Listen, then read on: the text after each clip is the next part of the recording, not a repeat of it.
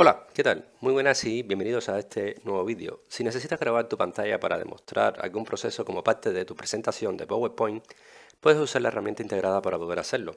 Por eso en este vídeo vamos a ver de manera bastante rápida cómo podemos grabar nuestra pantalla con PowerPoint. Entraremos a nuestra diapositiva que tenemos aquí ya preparada y lo que tenemos que hacer para grabar nuestra pantalla desde PowerPoint es dirigirnos a la pestaña Grabar.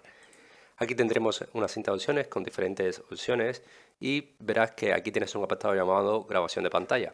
Haremos un clic aquí y se nos abrirá este editor de, bueno, esta herramienta, ¿no?, para grabar la pantalla, y lo primero que tienes que hacer es seleccionar el área, ¿vale?, donde quieres grabar. Una vez que tienes ya seleccionada el área, solamente tienes que darle clic sobre el botón de grabar y esto empezará un conteo regresivo.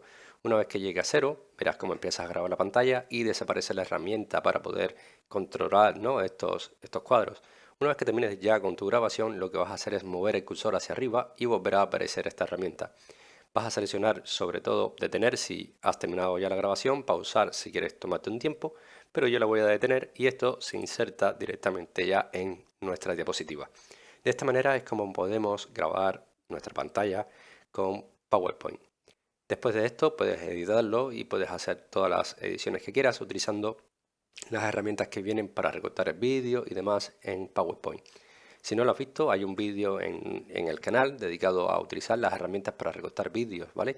Te lo recomiendo que vayas y lo busques y espero que este vídeo te haya ayudado, te haya gustado. Si es así, como siempre te digo, te invito a que me dejes tu like, suscríbete a nuestro canal y por supuesto nos vemos en un siguiente vídeo.